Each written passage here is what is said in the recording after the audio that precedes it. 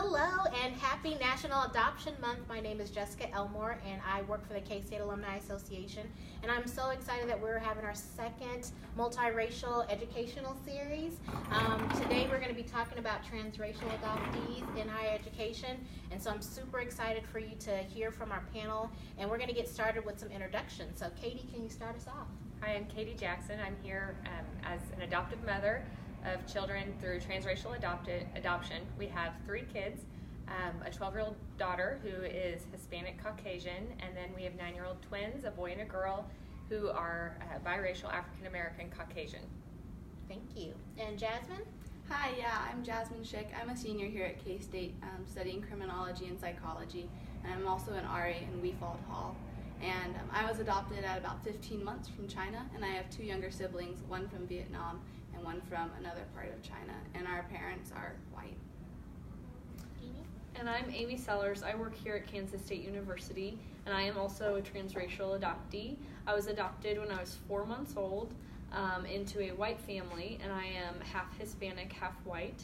I have 3 older siblings that are all biological children of my parents, so I'm actually the only one in my family that's adopted. And I am working on my PhD in student affairs and higher education, and actually studying college students that are adopted and how higher education professionals can best support them through their journey of whether they're searching to find their biological families or just going through what it means to be adopted. Sounds great. So if you've got questions, make sure that you hit us up in our comment section, and we'll make sure we'll get your questions answered. But I've got my first question for Katie. Can you share with us your thoughts and reflections about being a transracial adoptee parent? Sure.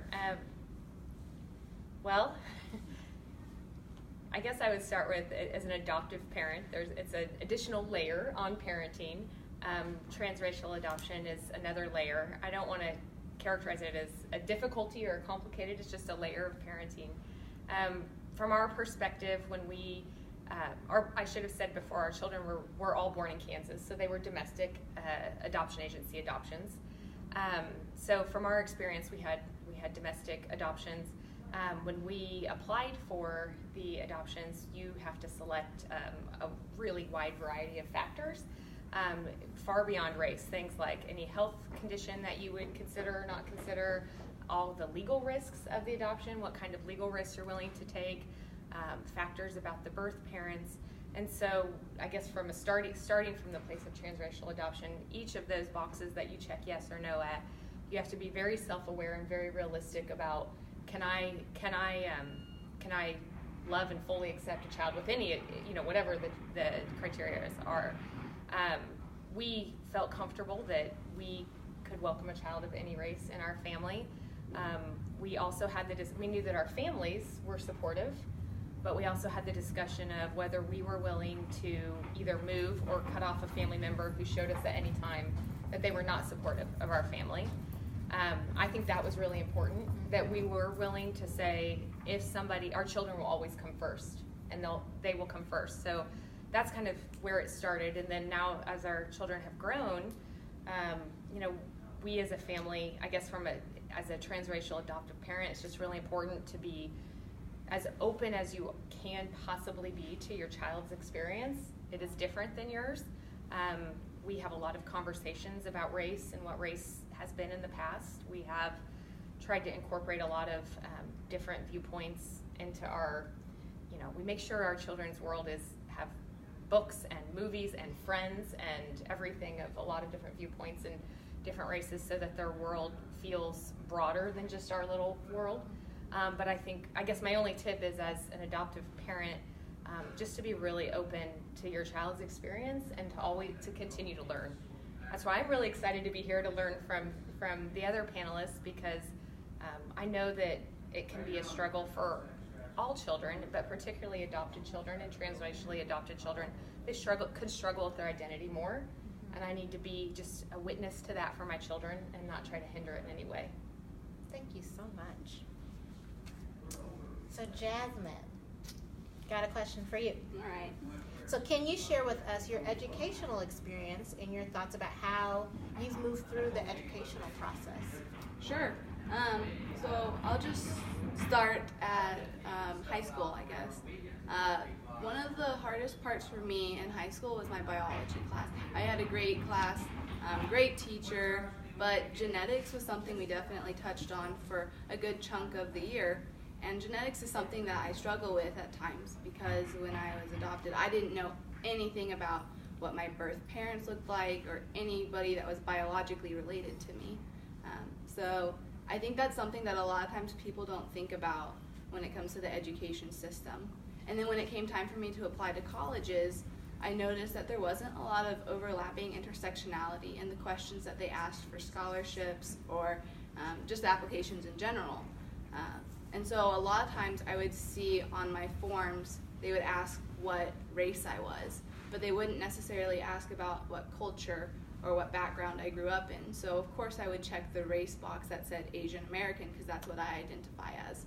But then I would receive pamphlets in the mail for international students, which was just kind of silly because I grew up in America and none of the international student applications would apply to me.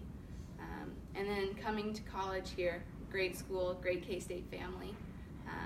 It's been really cool to see that diverse nature and that family come together and be very, very supportive of each other. That's kind of the gist of my educational experience. Thank you. And so, Amy, your question is, please share with us your thoughts on the scholarships surrounding transracial adoptees and why is it important for higher education to pay attention? Sure. So I kind of started my research unintentionally by sharing my adoption story in one of my research classes, and I was originally going to write about something else, and one of my colleagues said, or my peers said, you seem really passionate about your adoption and your story about how your adoption impacted your collegiate experiences, so would you be interested in researching that? And so I eventually did, and one of the main reasons is because, to answer your question about scholarship, there's not a whole lot of research on college students that are adopted. Like Jasmine was talking about, there's not a box on your application to college that says, I'm an adopted student. It's not something that's really talked about in high school. Like the biology unit, I struggled with the same thing. My biology teacher in high school just said, make it up. And it was so frustrating. I was like, I don't want to make up my background, but you can't understand that because you're not adopted. And so there's not, it's really hard to find people. The way I have is honestly just through social media saying, hey, are you adopted? Because there's not, like if you see someone, you wouldn't know that they're adopted unless you maybe saw them in context of their family and if they didn't look like their parents. But if you're just walking around a college campus, there's not a whole lot of research. And so what there is a lot of research of is young children and how to best support young children in transitioning and becoming adjusted to families.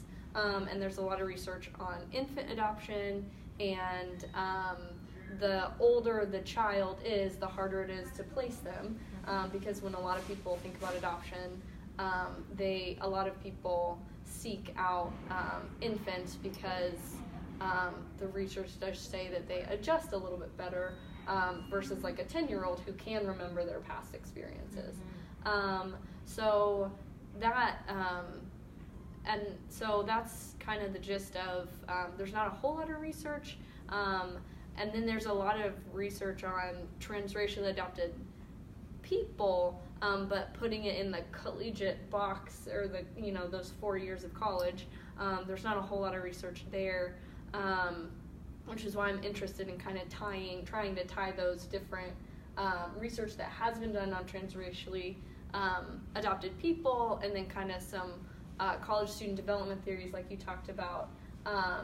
Being adopted is another layer, and it's a layer to that identity, that it's an unseen layer.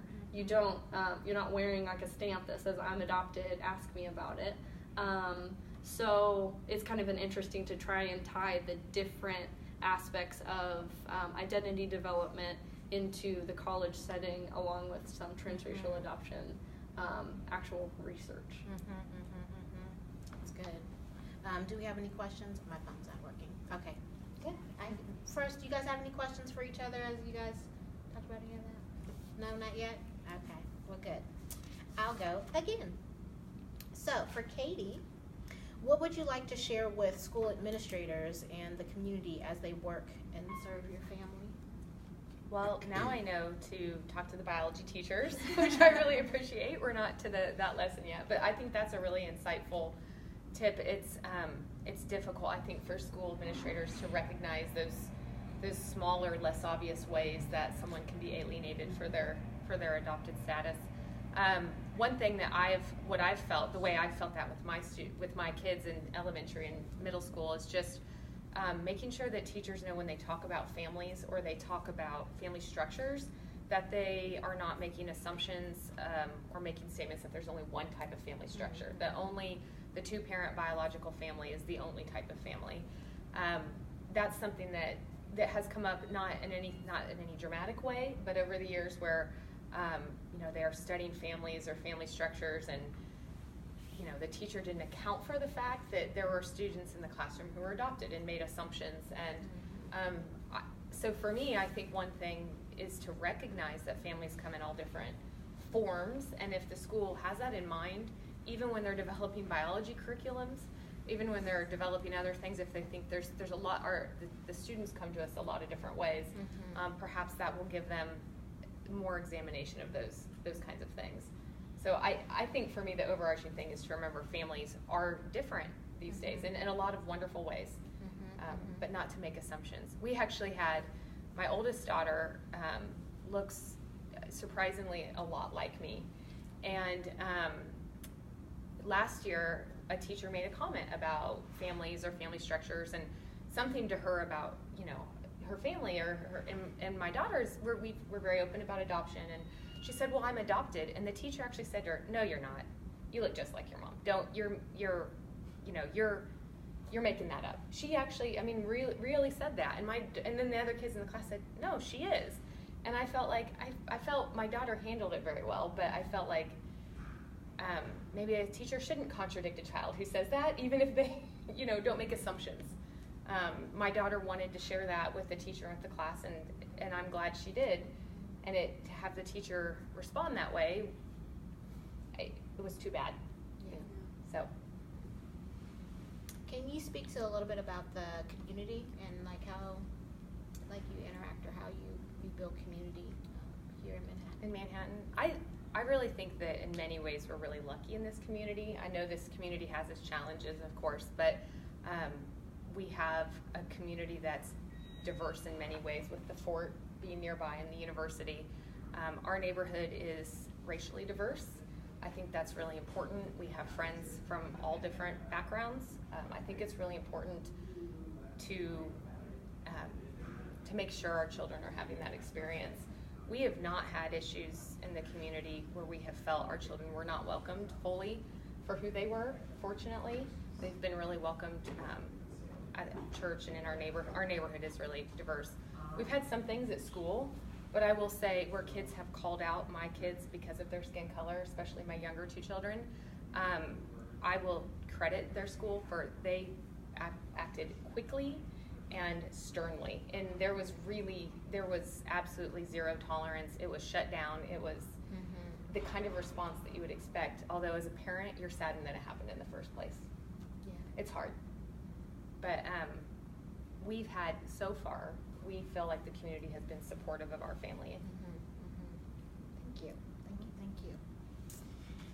So Jasmine, would you like to share, as a current college student, what would you like the student life and the academic community to know or improve upon? I always think of things to say when other people are talking, and then the minute you ask me a question, it's like, But I guess one of the big things that comes to mind is being careful and being sensitive with how you do educate others about adoption or about diversity in general.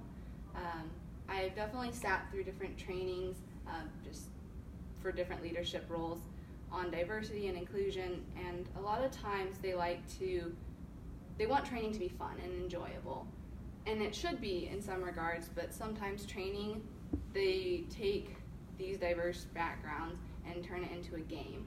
And it's not a game, And that can be really frustrating for me at times when you're trying to educate someone, but you're making it so fun and like, ooh, pretend to be this, when it's my real life that you're acting out every day.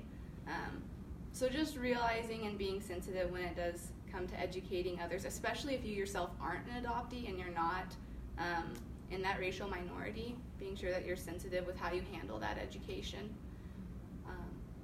Man, my mind just went blank again. That's good. That was good. No. That would be my one thing off the top of my head that I got for you there. Yeah, no.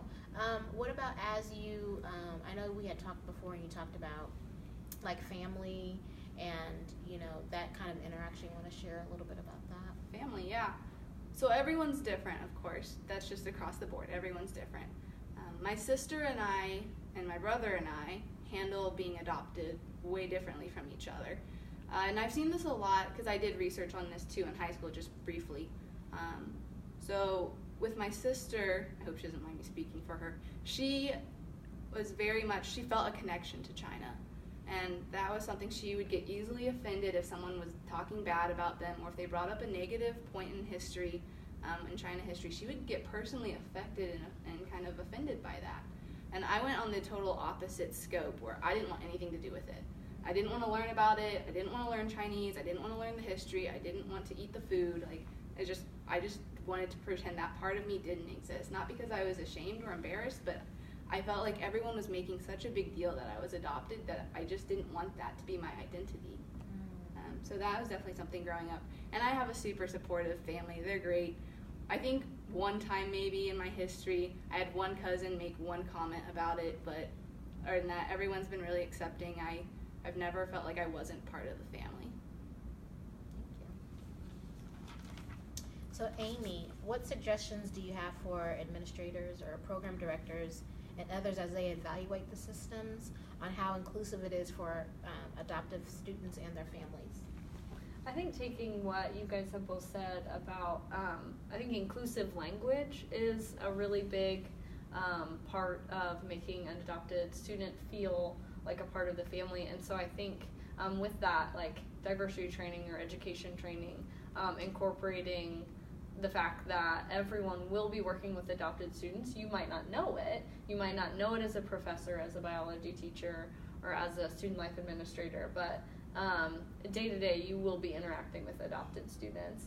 And so I think one of the most annoying questions that I get, and I feel like other people do as well, I am a domestically adopted student. I was born in Kansas City. I was raised in Kansas City. And I often get, where are you from? And I say Kansas City, because that's where I was raised. And then I get no, where are you really from? Because they're expecting like a different country, which is fine because some people are from other countries. But when I say I'm from Kansas City, just trust that I'm from Kansas City. And so like don't, like you said, don't question that someone's adopted if they say they're adopted. Don't question where they're from when they say where they're from. And so I think the inclusive language is a big one. Instead of, if someone says, I'm adopted, and if they seem willing to share about themselves, I think the best question, at least for me, and I don't know, you guys might feel differently, but I think the best question you could ask is, what's your story? Because then it's so open-ended that they can share whatever aspects of their story they want to, instead of asking about who are your parents, know your real parents, because that like real parents question can, as a adoptive parent, that can really be offensive because my parents raised me, and then people say no, your real parents in terms of your biological parents, but I don't know my biological parents, so they're not my real parents. So kind of just asking that open-ended, like you find out someone's adopted and they seem willing to share, so just say what's your story and not something that they could find offensive. So I think inclusive language is big, and then I also think encouraging, if you meet students that are going through that identity formation, as all college students do,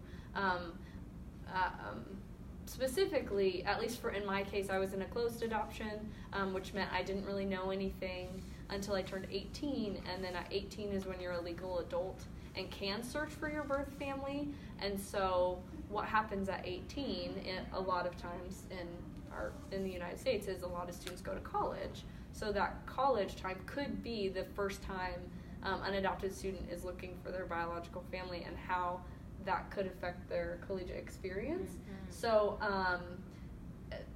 either starting, I don't know if you want to call it a support group or a club. I have looked, and I know there's at least like 5 colleges in the United States that actually have an adopted student organization.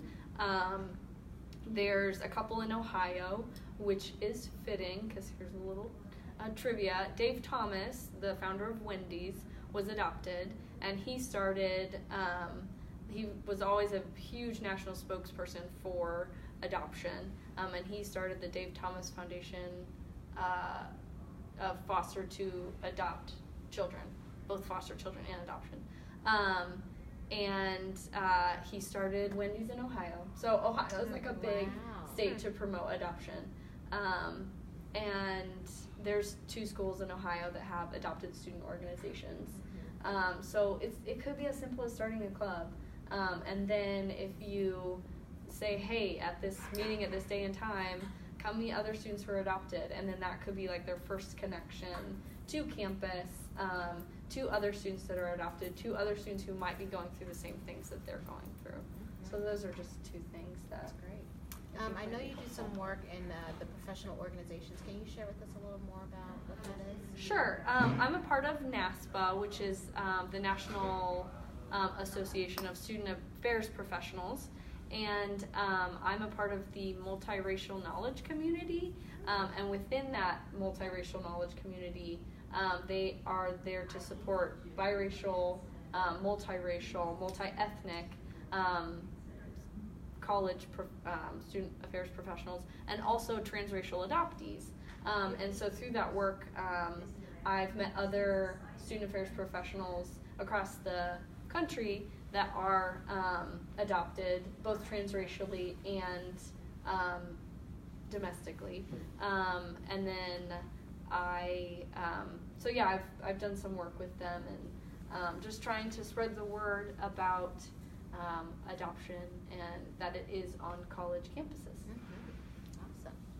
Awesome. Katie, so as your children are going through school, what are your thoughts as they're gonna, hopefully if they decide to go to college, what are your thoughts? Well, it'd be nice if they go to K-State. Yeah. At least one of them. I'm a 3rd generation K-State grad, so I'd love to get a 4th generation one in there. I would love to see some of the initiatives that you're talking about and some of the things you've talked about addressed before they get to college. They've got a few years. I think that conversations like this and having people speak out about these issues is the way to make those changes. I hope that by the time they get there that there's a greater awareness, and that there is, I like your inclusive terminology. I think that's really important. When one of my kids had a teacher, and I don't remember why I did this, but I found on the internet like the positive adoption terminology, and I printed it out and gave it to the teacher. Yeah. Like, this is how we're going to talk about adoption if you're going to talk about it, because I agree. I think terminology is really critical, the words we use. I think that, it's hard to imagine college now. Gosh, we're not in high school, but I think that I would look for a college campus that had an awareness about all of these issues, but also, of course, we're going to look for a good fit for our kid in every way, in terms of academics, safety, location, everything. So we approach it both as any parent would, and then with awareness that we have another layer to think about. So. Definitely. Jasmine, can you maybe share with us what your college search process looked like? Or My college search process? Yeah. I was laughing at your 3rd generation K-State thing. My family's a big KU family, so I got a little bit disowned when I picked K-State, but that's okay. They're getting on board. I bought my dad a K-State dad shirt, and he hasn't thrown it away yet, so we're good. I actually that wasn't a huge factor. I started out in engineering, actually. So KU and K-State both have great programs, so that's kind of where I made my start.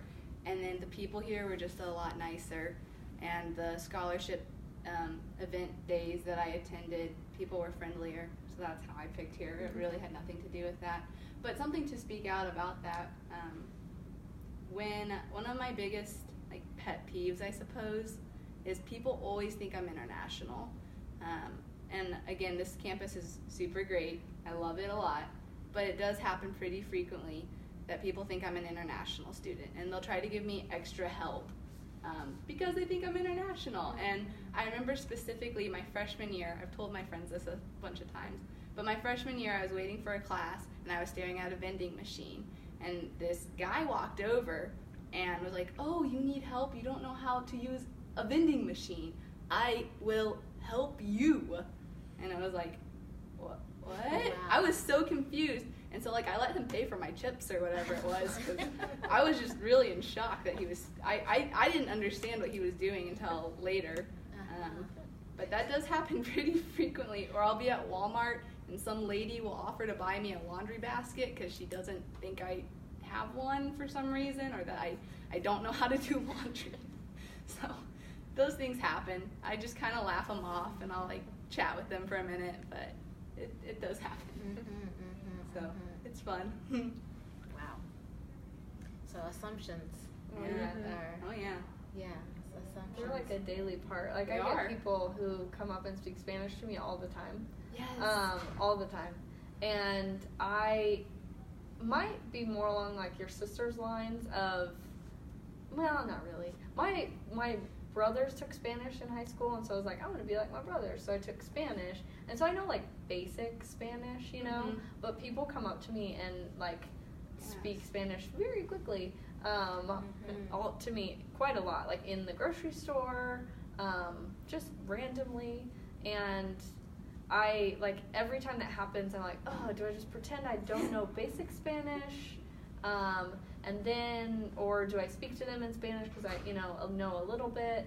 And then there's then if you get to talking about your background and they ask you questions, sometimes I just don't want to explain. I don't know if you ever go through that of just I just wish I could have a simple answer that didn't require backstory. Yeah, a whole backstory about why I look the way that I am. I was born in Kansas City. I don't know. I get also a lot of times people are like, "Oh, you're from China? Speak Chinese for me." And it's but I wasn't raised there. I didn't grow up learning the language. It's not a party trick. I don't know. That happens too, and that can be kind of frustrating. What are your thoughts about that? Wow. Yeah. Open-ended question. Yeah, I know. I'm just, I'm trying to process Facebook. I'm trying to process this. I don't know. I mean, I think it's unfortunate because people are making assumptions.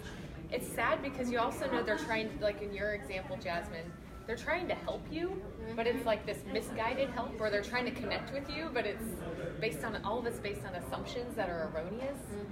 So, I don't know. That's hard. I guess maybe even you guys are better to answer that, because I think it's hard, that someone, if they're coming from a good place and not an offensive place, it's probably hard to respond to that. I guess I'm just learning from you guys on how to. I think that's a really good point you make with the whole, as long as we're not coming from an offensive place, because growing up, I wouldn't correct anybody if they said something that kind of offended me or could have been offensive, because I just figured, oh, they're ignorant, they don't know what they're saying. And so I would just brush it off and not be offended. And then looking back now, I think, oh, good, I wasn't offended, I didn't get angry, but also I should have educated them in that moment. If I knew that wasn't right, I should have said something about it. Yeah, I guess I can relate more on the people who've said things to me about adoption generally that are really misguided like that too. I mean, they're just way out of bounds. And I kind of do what you're saying, where you evaluate, is it worth responding to? Do I want to tell my whole story, or do I just ignore them? When somebody I think we're going to interact with frequently makes a statement about adoption, that I feel is not what I want my kids to hear, I usually go with education, because I don't want my kids to have that repeated to them. But it's different when it's someone you encounter in a store, whether or not you want to say anything. And when my kids were little, I mean, we had people ask questions, and sometimes I think, why are you even asking me that question? That's such a personal question. You ask a stranger. I mean, we've had questions about, you know, I have people who I don't know very well ask about their birth parents or and usually, and I really like, because you said it right, I usually say to people, if they're not in our circle, I usually say, that's my children's story. So I leave it to my children to tell their story, because this community is small enough that if I tell a bunch of people and they tell their kids, who knows, I want my children to be in charge of their own story. And that usually gets people, I mean, even if like friends, general friends ask me and they're not super close, I'll just say, that's my kid's story, and I'm going to let them share that their way when they're ready. And that's kind of how I try to handle it, but it's a little hard on the parent side first, I think, because you need an outlet for yourself sometimes. It is also your story, so you just have to be sure that you have confidants that you can talk to and share your feelings about it that won't impact, you know, your kids negatively. And I don't even mean you share negative things, but you want to have an open conversation with some people about it, you know, as a parent, because it is part of your experience too. So I don't know, it's challenging. I don't know, those are hard things to deal with. Along with the inclusive language piece, I know it's not, like you were talking about ignorance, I know it's not meant to be offensive, but whenever I hear somebody, and sometimes they're joking about themselves, or if they talk about not fitting into their own family, they use the metaphor, they're like, oh, so-and-so is like, you don't look like your brother, you must be adopted. And the way they say it, I'm like, because to them, is that a negative thing? Yes. When they use that language that way, I'm like, well, I am adopted, and then it will totally throw them off, and they're like, oh, but it's not a negative thing, you know. But and so to use that as an education piece. Only to keep your because they could, when they say it could appear that they're saying it in a negative light. Yeah, I've got the pet peeve with giving up for adoption. Why'd your parent, you know, like my people have said, well, why'd they give them up for adoption? And I don't like that phrase. And so I always say, you mean, why did they terminate their parental rights? You know, because that's what it is. It's because giving up is such a loaded thing to say. I don't like, and it's just really complicated. And I try to tell, you know, you try to flip the narrative a little. Like, you know, they loved this child so much that they made this very difficult choice. And that's kind of the way I try to flip it, so that it's not this negative, like a negative reflection. And like what you're saying with, and I've heard people say that, oh, you must be adopted, you don't look like, and I'm like, why, is adoption a bad thing? I get exactly what you're saying. There's like a negative current sometimes to it. I've experienced that. We've experienced that too. Definitely. So when we're looking at our K-State community, and as we're going through our diversity expansion and things like that, I know you talked about clubs, but you know, what are some additional things that you know we need to be doing? You know, if we want to continue to show the community that you know we look at all of our K-State families, and it's not a one-way type of situation or experience. What are your thoughts? I think you're going to turn and look at me. Wow, what are my thoughts? Oh, wow. Back to that intersectionality piece. I was filling out a survey for K-State earlier this year, and I think I mentioned this to you both before, where they asked me, they wanted to know about my family background. So they asked me, like, are you from a one-parent household, two parents, are they divorced, different things along that line, and then at the very bottom they had, I'm adopted, and I wasn't sure which to click, and it wouldn't let me put both options, because yes, I'm adopted, but I grew up in a two-parent home, and not having the option to click both presented me with a really real dilemma that I had to spend the day trying to figure out which one do I identify more under. That was, wow. I think from a university perspective, talking about, like, I know we've gotten a lot of articles about it lately, about the change in the diversity and inclusion umbrella of campus, which really is all of campus, but talking about that specific realm. I know, at least within NASPA, so the community that I'm a part of, it is called a multiracial knowledge community, and like a year and a half ago, it said we're here to support biracially, multi-ethnic students, and then literally in parentheses it said, and transracial adoptees. And I was like, every time I see that, it appears to me like we are an afterthought. And so just me like pointing that out on the committee, they erased the parentheses. And so maybe within the multi-ethnic or the diversity and inclusion office, having that as a part of your mission statement, or just having it as a section of, these are all the students we want to work with, you know, like we want to work with all of campus, and that includes multi-ethnic, multiracial, biracial, and transracially adopted students, and so that they have a safe place for their meetings, they have a safe place to come to and say like, oh man, I'm transracially adopted and I don't know anyone else that is, for maybe that office or a person in the office to be able to connect them with someone else on campus. Yeah. So it can be as little as starting to include it in a mission statement, and then see where that goes. Awesome. We have 2 o'clock? 2 o'clock, okay.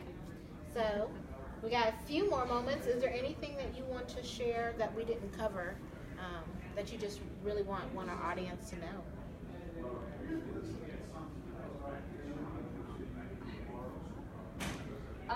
Well, just to give a little history, so National Adoption Month started in like the 1990s under, I think it was President Bush, because the term before him, President Reagan, helped to establish National Adoption Week, and President Bush thought it would be just to give more awareness to adoption, to make it a month long. I remembered my other thought, and it will tie into it. Okay. So then, to give a little history, then under President Clinton, he helped, and I can't remember the exact name of the I think it was called the Multiracial Placement Act or something like that, because that helped for the adoption community to eliminate essentially race and ethnicity as ways that you could adopt, or features or characteristics of adoptive parents and also adoptees, because years ago they used to be very strict on who they would allow to be adoptive parents, and they would use race as a way to keep parents from becoming adoptive parents, and they would use race as a way to that made it harder to adopt some certain children. And you talked about the form that you used to adopt children, and I know it's a societal thing, but there are different boxes that you check. I don't know if you want to go into that. Did you already talk about that? Do you want to talk about that? Well, we'll go ahead. Yeah. Well, okay, so there are different boxes that you can check as an adoptive parent, in terms of like health, and race, and like parental. Oh, everything. Yeah. I mean, I think it's like 5 pages of check boxes. So it's anything you can imagine that they would ask about. It's things like, it's even things like, will you accept a premature baby? I mean, born premature at all. You know, it's every facet of a baby's birth or existence that is on there. So it's very lengthy. Yes. So it's like those forms are so lengthy, and include everything under the sun, whether drugs were involved, Right. or if there's one parent or two parents, or and then this was back when I was adopted in 1987, but I know that like pretty much and I hate to use this terminology, but like the more boxes that you checked and the more you were okay with like a biracial baby, like the less you had to pay. And so like I've always, not always, and I don't think of myself as one, but like because I'm mixed race, I was like discounted, which is so it's not okay. And it's just things that you have to think about as an adoptee, and like I have that paperwork and I can literally see all the boxes that were checked, and to know that like why, just the questions to ask society pretty much, why is a non-mixed child like more expensive or more sought after than a mixed race child? Like that just doesn't make sense to me. And so I think these acts that have been put in place by presidents can help turn that around. And so I think it can stem from the top, from the government, and that kind of guides society to show that that should not be a factor. Wow. So we have a question from Sarah. Hi, Sarah. It's for you, Katie. Oh, no. It says, Katie, is there any specific local resource, parenting group, website, or books that stand out to you as helpful to transracial adoptive parenting? Oh, that's a pretty good question. There are so many wonderful things so many great resources. There is a local adoption group. I would say it's like Flint Hills Adoption. I don't know the exact name. If you on Facebook search Flint Hills Adoption, it'll come up. I don't know if it's Adoption Coalition or group. And it is local families that you can connect directly with as a family. I've done a lot of reading. I mean, in terms of books, gosh, it's hard. Maybe I don't know if we can post them later. Yeah, we can post but them. I have a long list of resources. I think in addition to reading Transracial Adoption or taking that in, I also make sure I'm reading. Like I follow HuffPost Black Voices and Latino Voices, and I read a lot of, I intentionally seek out diverse authors and diverse writers, so that I'm not just getting the adoption perspective, but I'm getting, my kid's race perspective on things. I think it's and I only add that because I think that's really important for a transracial adoptive parent to both read the adoption resources, but also to read resources that address issues that are unique to your child's race, so that you understand that layer of it as well, and not just as the white parent with the child, that you're understanding what the world may look like to someone who looks like your child, just from that viewpoint. So there's so many. I mean, there's just so many. I can send some for you guys to post if that's okay. Yeah. Sarah, is that okay? Well, Yeah. you can respond. Like it. Yeah. Thank we'll you. Get you some stuff. Jasmine, what do you want to share with us?